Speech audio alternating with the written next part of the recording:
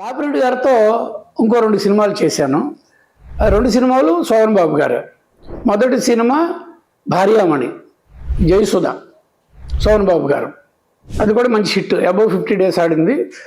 ఇంకొక సినిమా కొంగుముడి, సుహాసిని, శోభన్ బాబు గారు, శాలిని. అప్పట్లో సిస్టర్స్ ఉండేవాళ్ళు, చిన్న చిన్నవాళ్ళు. శాలినియే జాగతికి వీరుడు, అతలేక సుందర్లా చైల్డ్. ఇప్పుడు అజిత్కి వైఫ్ అమ్మాయి. శాలిని, శ్యామిలి ఇద్దరు సిస్టర్స్, శిష్యుంద్రులు అనమాట. ఆ రోజుల్లో చిన్నపిల్లలే కానీ అంతా వాళ్ళు చూడడానికి కూడా జనం ముచ్చటపడేవాళ్ళు.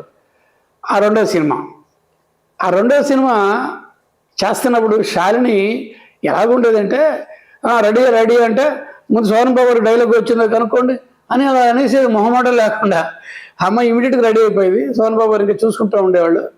నన్ను పిలుస్తారండి, ముందు ఆయన రెడీ కదా కనుక్కోండి, ఇంకా ఆయన డైలాగ్ చూసుకుంటున్నారు కదా అని చెప్పి ఓన్ని అని చెప్పేసి మేము అందరూ సరదా పడేవాళ్ళు అనమాట. అలాగే బాపిరెడ్డి గారితో ఇలాగ ట్రావెల్ అయ్యింది ఇంతవరకు. అంటే అది ఒక 2 సినిమాలు, ఇది ఒక 2 సినిమాలు, 4 సినిమాలు చేశాను. ఈలోపు ఏమైందంటే నా ట్రాక్ వంశీ కాంబినేషన్కి వెళ్ళాను నేను. వంశీతోకి సినిమాలు మొదలైన నాకు మంచు పలకకి నేను మిస్ అయ్యానని చెప్పాను కదా, బట్ అందులో కొంత చేశాను.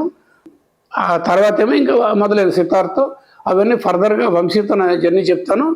ఇక్కడ బాపిరెడ్డి గారితో మళ్ళీ ఎక్కడ లింక్ అయిందంటే గ్యాంగ్ లీడర్ చిరంజీవి గారిది పెద్ద హిట్, బప్పీలాది మ్యూజిక్, పెద్ద ever lasting, biggest hit in Telugu అనమాట ఆ సాంగ్స్. దానికి లోక్ సింగ్ కెమెరామెన్.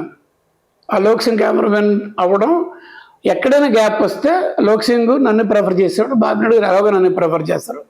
అలాగే చాలా ఎపిసోడ్ నేనే చేశాను. మా మురళీమోహన్ గారి డెత్, అది రైల్వే స్లీపర్స్ ఫ్యాక్టరీలో జనార్దన్ తాలూకు సీన్స్ కొన్ని అవి ఇవన్నీ చేశాను. దానికి